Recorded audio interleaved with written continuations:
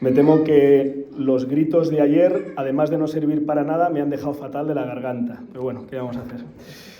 Feliz Domingo de la Divina Misericordia, en esta semana en la que ha tenido lugar pues, un acontecimiento mundial, ¿verdad?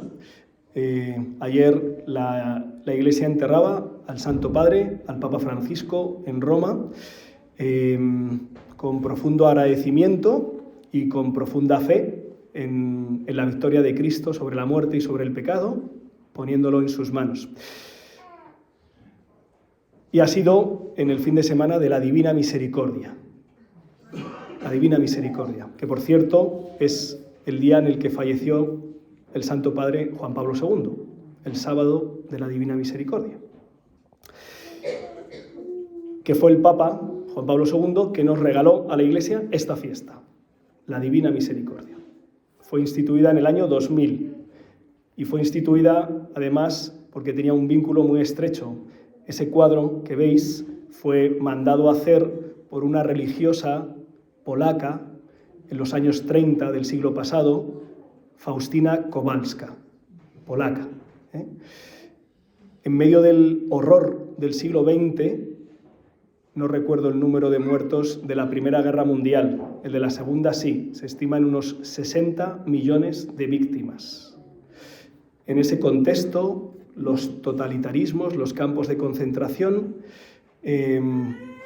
Dios habló al mundo y a su Iglesia, le gusta hacerlo a través de las mujeres. A veces hablamos del papel de las mujeres en la sociedad, en la Iglesia. Supongo que el Señor se ríe un poco de nosotros, ¿no? Las dos grandes devociones que existen en la Iglesia Católica, de largo, son la Divina Misericordia y el Corazón de Jesús. Las dos han venido a través de dos religiosas de clausura. Lo digo porque a veces nosotros pensamos que para que podamos ser instrumentos de Dios hay que estar en un lugar donde ordeno y mando, ¿no?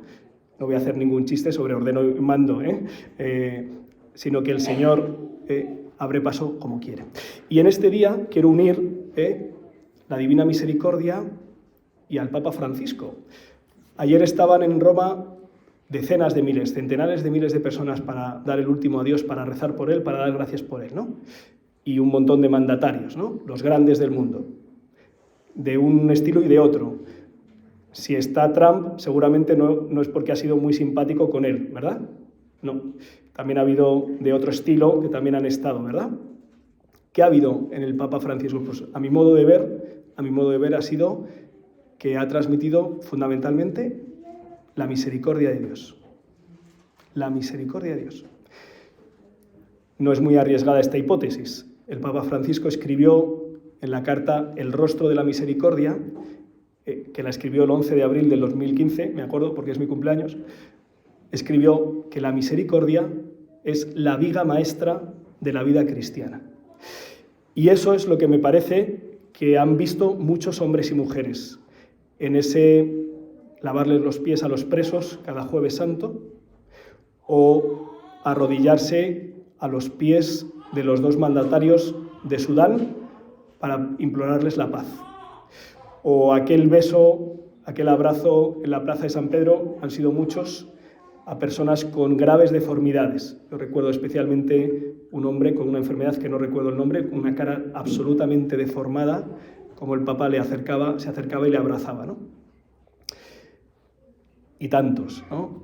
Me acuerdo de una audiencia de estas de los miércoles con una niña con síndrome de Down que se acercó a la silla y ahí no había nadie, ni guardia suiza ni nadie que la quitara de la silla de al lado del Papa, y el Papa estuvo toda la audiencia dándole la mano a la pequeña con síndrome de Down. Creo que esto es lo que ha transmitido y ha conmovido a tantas personas en el mundo, de distintos registros, ¿verdad?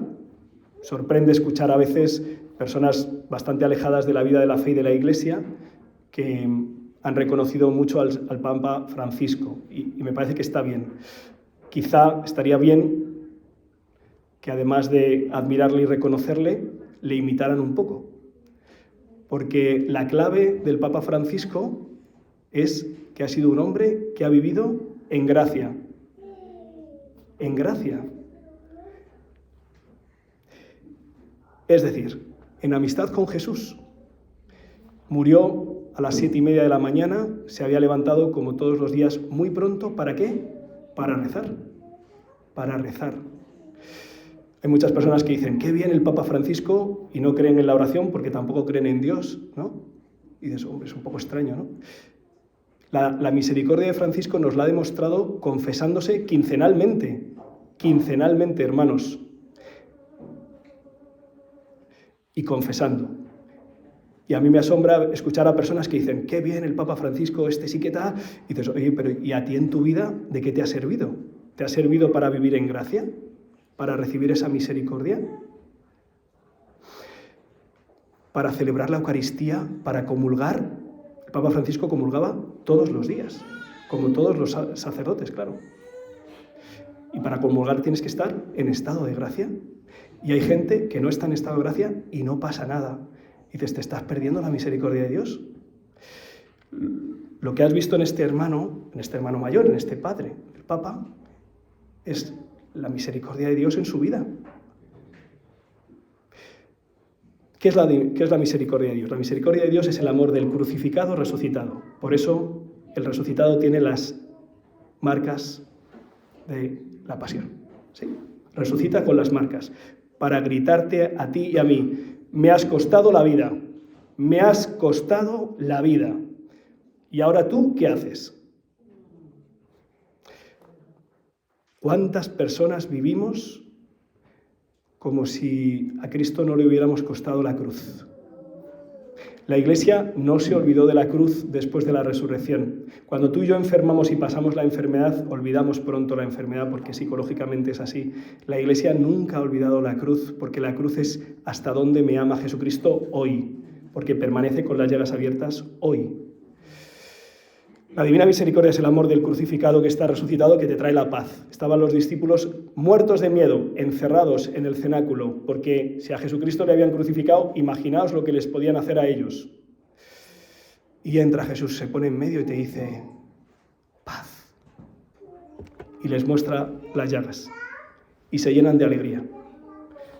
El Señor te quiere llenar de alegría a ti y a mí. Y te quiere dar el perdón. Recibe el Espíritu Santo. A quienes les perdonéis los pecados, los quedan perdonados. Luego hay gente que me dice, no, si yo me confieso directamente con el Señor, pues no estás haciendo caso al Señor, porque el Señor ha dejado el perdón a su iglesia, a sus ministros. Dice, pero si son pecadores. Y dice, sí, es verdad. Por eso también nos confesamos nosotros, con otros curas. Y dices, oye, pero que te lo ha regalado, ¿eh? Y que le ha costado la cruz. ¿Y tú? ¿Y yo? El temor,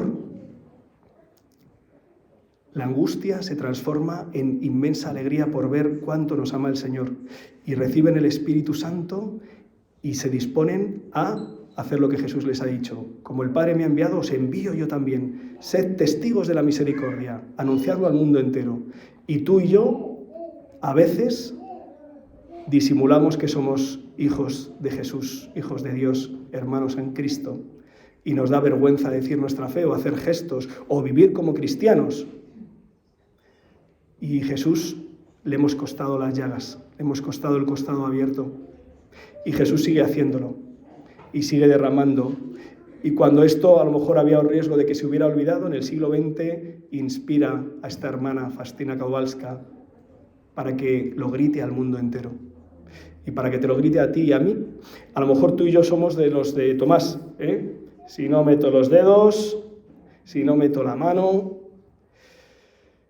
¿Cuántas cosas más necesitas, hermano, para descubrir cuánto te ama Jesucristo y cuánto le has costado? ¿Cuántos signos como los del Papa Francisco necesitas? ¿Cuántos? ¿Cuántos necesitamos para dejarnos amar y transformar por su misericordia, para vivir en la misericordia, para vivir en la paz, para vivir en la alegría, para vivir en la vida nueva?